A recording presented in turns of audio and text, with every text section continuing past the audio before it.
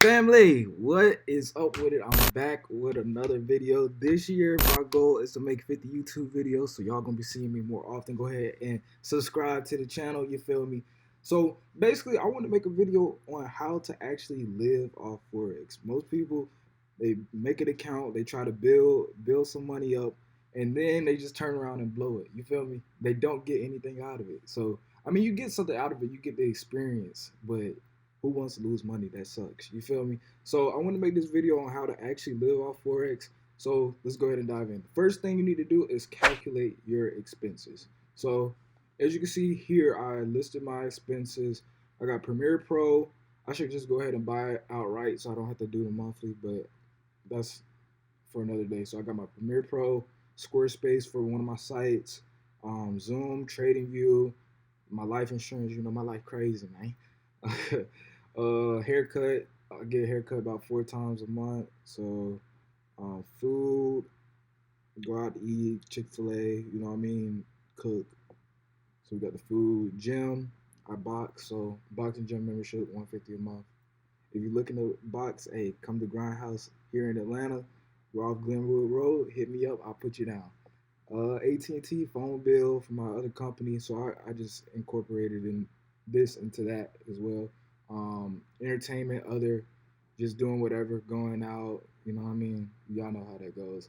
And then half of rent, so I'm about to move out, you feel me? So I just wanted to put half of the rent on there. I'll let my business take care of the other half.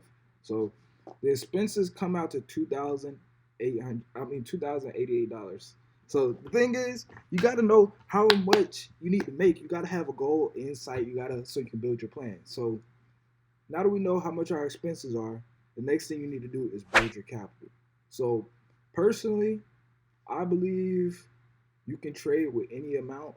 The skill stays the same. However, if you're trying to make a certain amount of money, you're gonna need a certain amount of capital. That's just how the game goes. Because having 200%, 300, 500% increases, I mean, it happens, but it's not gonna be a consistent type of thing. You feel me?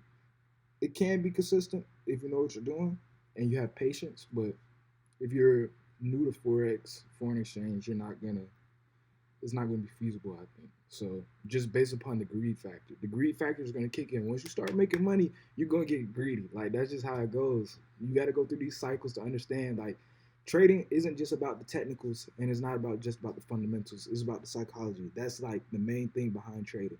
If you don't have this trading psychology, you're not gonna go far. So now we have our expenses, and now that we know about building capital, first thing I would do, I'm gonna say this, in the industry, people always talk about quit your 9 to 5. That's bullshit. You feel me? Keep your job and just stack money on the side until you feel like you're in a place where you don't need the job anymore. There's nothing wrong with having multiple sources of income. That's the smart way to do it. You feel me? You don't want to put all your eggs in one basket.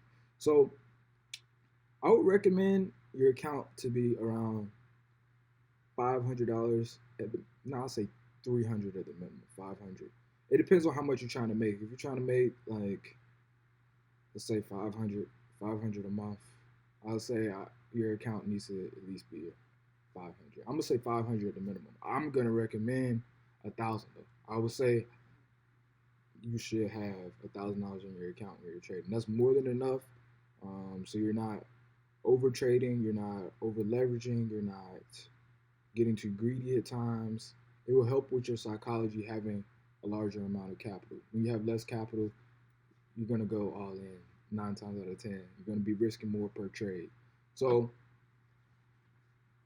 if you're looking to make, let's say, 3,000, $3 to $5,000 a month, I would say to have an account at least $3,000. These are minimums, honestly, guys. I mean, I've traded with accounts with $100. I've traded with accounts with $1,000. I've traded accounts with 25,000. I've traded an account with 100,000. You feel me? So it it's different. It's different. It's different layers to this game, but the skill set stays the same. The skill set stays the same. So once you have your expenses calculated, you build your capital. The next thing you need to do, you got to figure out what pairs you're gonna trade. Hopefully, y'all have already been in the game and understand what you're gonna be doing with foreign exchange. So let me put this chart here real quick. Ethereum, that's a pair that I'm trading a lot recently, based upon the fact that I feel that it correlates with Bitcoin. And Bitcoin is very popular right now, as y'all know. So Ethereum, I've been bullish on it. You know what I mean? Just my trading strategy. I'll explain that in another video, or you can join Island Investment Group. Hit me up on Instagram, islandinvestment.group, or hit me up on Instagram at Craig Oliver Jr. or at Island Investment Group on Instagram as well. So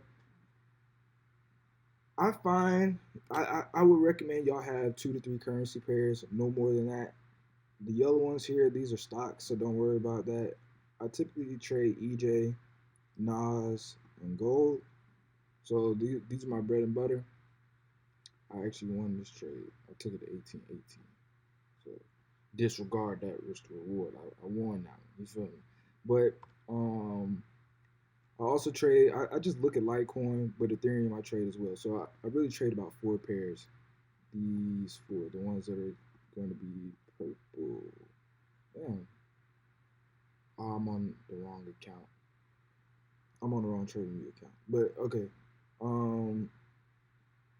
So these right here, and then Ethereum as well.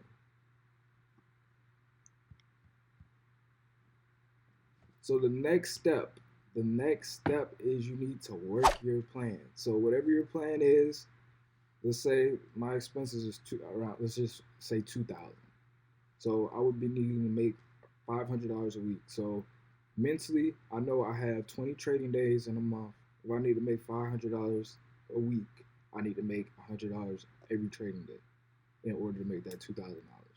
So let's say I got $1,000 account. That's 10%. That $100 is 10%. I'm not even gonna cap. That's a lot, y'all. That's a lot, but it's very feasible. And as you can see, I did it. I did it. The proof is in the pudding. I went ahead and showed y'all that it's possible. This is just how I trade. Let me go ahead and tell y'all exactly how I trade so y'all can understand how this is possible. So as you can see,